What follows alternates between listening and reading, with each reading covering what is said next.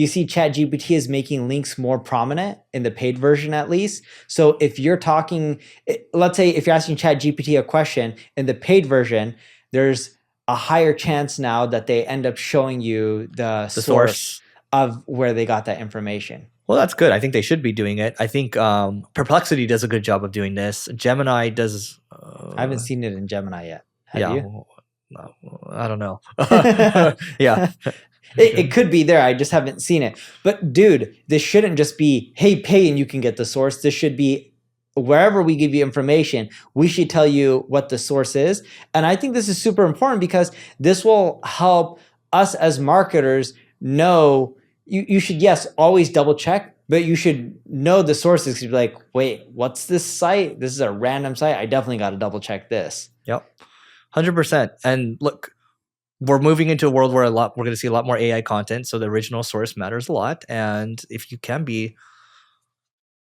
remember the whole Google, like if you're cited in Google News, you just get an avalanche of traffic. Like if you can be that trusted authority, you're going to get benefits. And I think we're going to see more of that actually in a more AI enhanced world. Did you see this?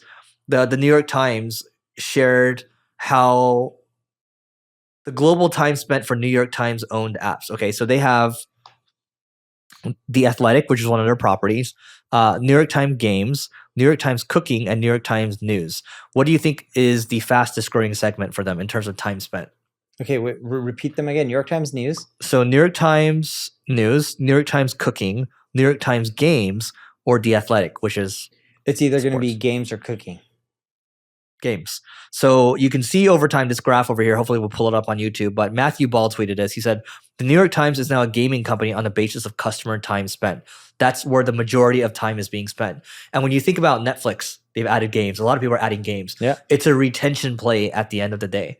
Why wouldn't you do that if you can keep people in your apps longer? Because if you keep them longer, you can serve them more ads, or you can drive, maybe they'll purchase something else from like one of your affiliate links, because that's what the New York Times does. Dude, did you know Netflix games do not work on an airplane? I didn't even know I've never attempted to play a Netflix game because I just assume it's all crap. So I was stuck at the airport for a really long time and I was bored and I was like, all right, I was hopping on a flight, and the flight was from Colombia to Bolivia. So it was late at night. There wasn't much to do.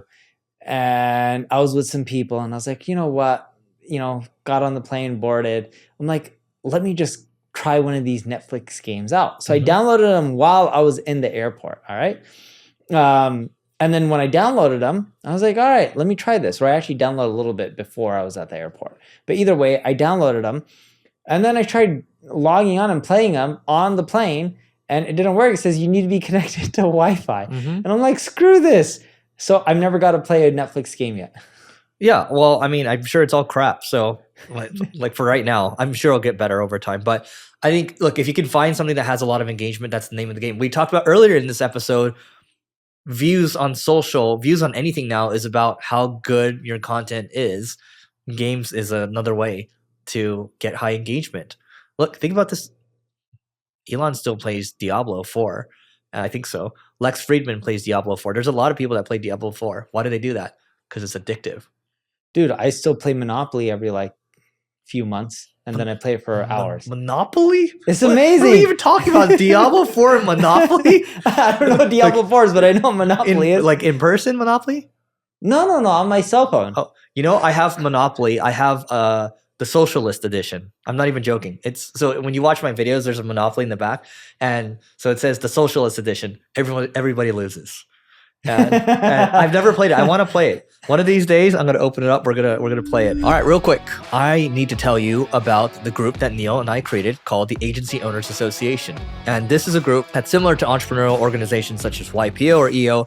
By the way, Neil and I are both in YPO, but we thought it'd be really cool if we're able to create a group that's dedicated to agency owners to helping them scale. So you could be at 6 figures, 7 figures, 8 figures. We have different groups for different levels. All you have to do is go to marketingschool.io/agency. Again, that's marketingschool.io/agency. And you can go there to apply. And I will tell you right now what we're doing is there's an online community. We do calls every now and then. There's stuff that we share in there that we don't share publicly. And you can, at least with the online community, you can cancel at any time. So you can go there to learn more about it. And that being said, back to the video. Karine Siu tweeted us, and funny enough, right after this, I'm going to this location. So I wrote this blog post about Erewhon in 2020, and it's wild to see that in 4 years, Erewhon's Instagram has gone from 94,000 followers to 372,000 followers. Erewhon's smoothie collabs have become so hot and culturally relevant. The Hailey Bieber smoothie, as an example. That one's a really good smoothie, by the way. Also, fun fact, the name of Erewhon is derived from the 1872 satirical novel Erewhon by Samuel Butler, which actually explores AI and describes a utopia in which individuals are responsible for their own health and prosecuted for the crime of being ill. I think this is interesting because I don't know how often you go to Erewhon, but their stuff is just so high quality. So I don't think most people can relate because I don't think there's an Erewhon everywhere. Well, yeah, Erewhon is like Whole Foods, but next level. Yeah, it's like all organic food. It is more expensive, but the quality of the food, I would say, compared to other places, is pretty high. Yeah. And there's one here in Beverly Hills. I think there's one in West Hollywood. Everywhere. West Hollywood, Pasadena has one. Oh, there's that many? Yeah, Studio City has one. Santa Monica has one. No, it's everywhere now. In the LA area.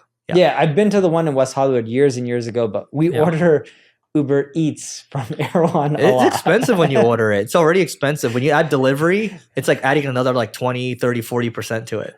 Yeah. Yeah. But anyway, my point of saying all this is that they do a good job with their marketing and they stay in their lane. They only focus on organic.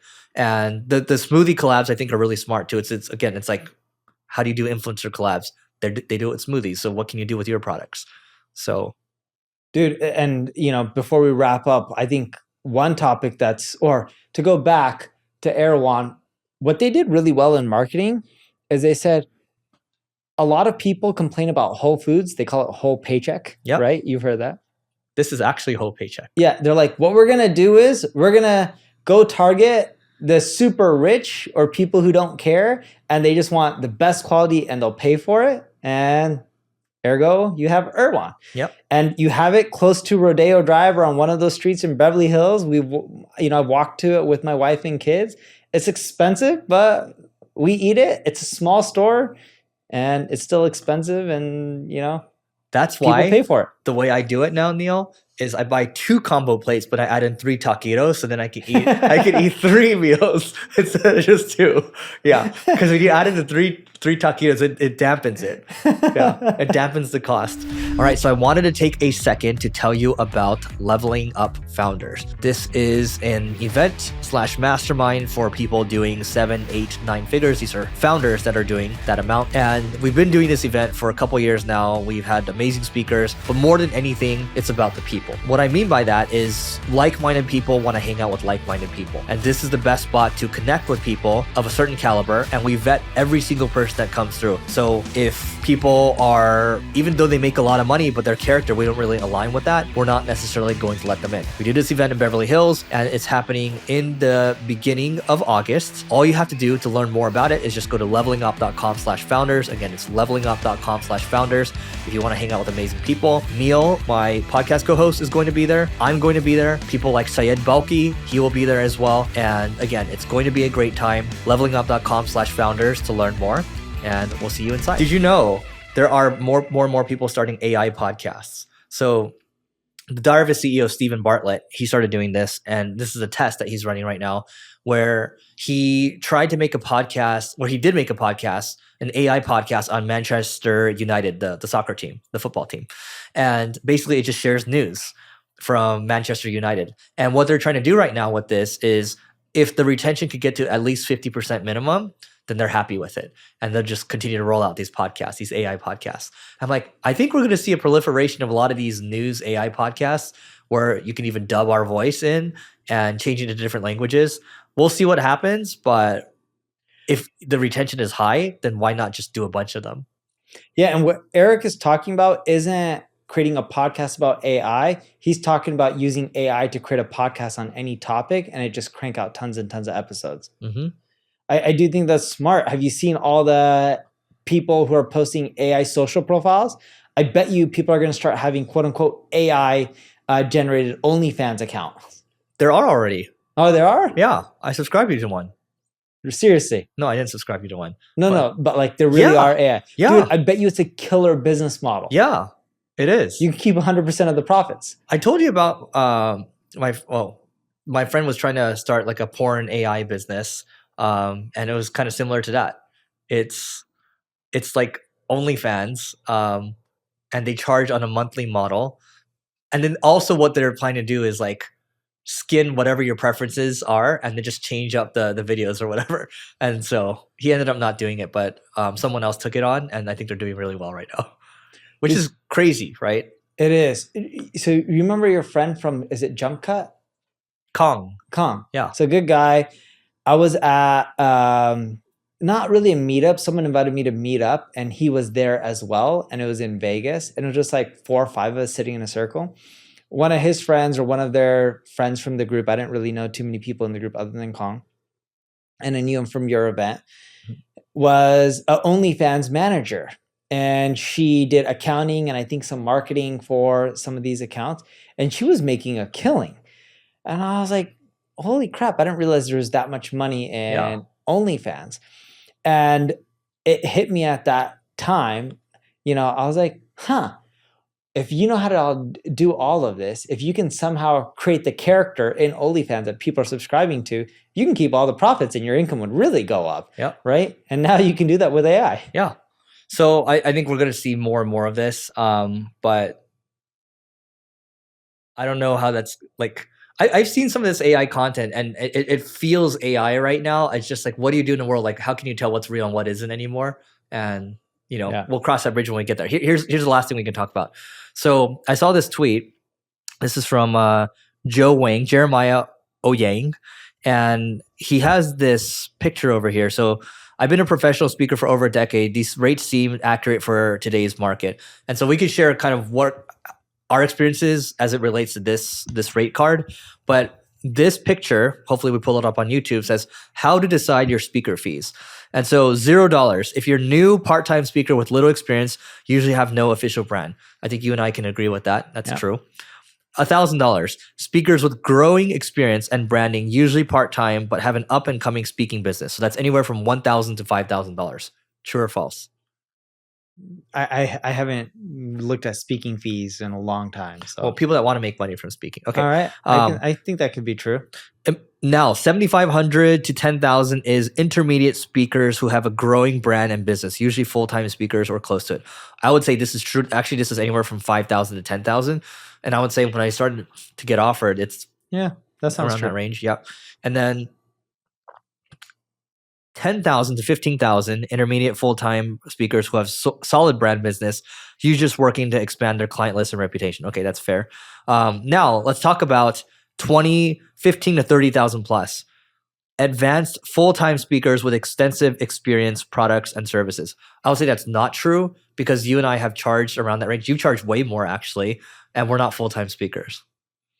Yes, and what's funny is the most well-known or most highest paid speakers typically don't care for income from speaking. They have something else that makes them. Like remember Hillary Clinton charges like $500,000 for a talk, right? Yeah. So I can see it for politicians. There's some industries where she uses donations. So yeah.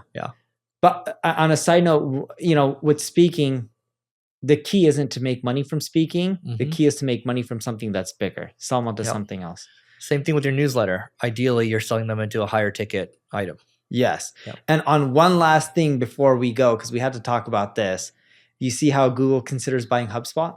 I saw that. Yeah, stock jumped up 7%. Yeah, but like what happened? Was that later? That was later in the week, right? Wednesday? It was a few days ago. Yeah, it was like Wednesday so or this something. Will be a week before this comes out. But we'll see. I think it's a smart thing. I mean, they can buy many HubSpots. I don't know. We'll end up finding out when we go to inbound if it was going to actually happen or not. Ooh, and I could be Google wrong. To sponsor the podcast. Yeah, there you go. I don't think Google will buy HubSpot. I don't think so either. Why don't you think so? If you look at Google, it's like saying they're going to go buy an ad agency. Why would you want to buy an ad agency? There's a lot of ad agencies out there. You don't want to cling to one. Let them all promote your ad ecosystem. There's a lot of marketing systems out there. Marketing Cloud. Salesforce has a marketing cloud. Adobe has a marketing cloud. HubSpot, right? Why would you want to own one? Because a lot of the other ones, they do drive revenue to you as well. I'm not saying that they're going to lose the revenue if they buy HubSpot, but you got this golden goose. why rock the boat or mess with it? Just let it be. And yes, HubSpot could potentially help, their SMBs get onboarded and grow faster. But dude, they already partner with HubSpot, and they partner with a lot of other marketing clouds. What's the difference from them partnering with these solutions versus owning them? Owning them just means it creates more of an issue for other platforms to send potential advertisers to Google versus just partnering with all of them. How many HubSpot customers are there? Hundreds of thousands. If you want to include the free ones, must be millions. Yeah. And so look, let's think about why do they actually want to buy them? The cross-sell, upsell a bunch of things could be something. Do they want to buy all the data from all these B2B? Wait, but Google's not a software company. They don't own tons of software like Microsoft. At least that I can think of. They have what did it call? Google Cloud, right? They have Workspace. But you look at trying to upsell Gemini, but right? you look at like Salesforce and Adobe, they have tons of SaaS products. Mm-hmm. HubSpot is a SaaS product. Google doesn't own tons of SaaS products out there. They do software, but they don't own tons There's of probably SaaS. an angle we don't know about. I don't think the deal is going to go through because of there's going to be a lot of pushback that's similar to the reasons that you give that I agree with. But there's probably some angle that we haven't considered. Plus antitrust. So many people are going to slap this and say, hey, you already own a lot of the marketing ecosystem. Yeah, You want more? we're in a really bad regulatory environment right now where nothing goes through. Didn't the Figma thing get canceled? It did. And then they had to pay them a cancellation fee of like $1 billion. Yeah. Yeah. Anyway, that's it for today. Let us know what you think about this longer episode. We'll probably chop it up a little bit for YouTube. And that is it for today. And also don't forget, go to marketingschool.io/agency to learn more about the Agency Owners Association. That's where we help agency owners grow. And hopefully we get to a place where we don't need to have ads on this podcast anymore. So yeah, there's that for you. Goodbye.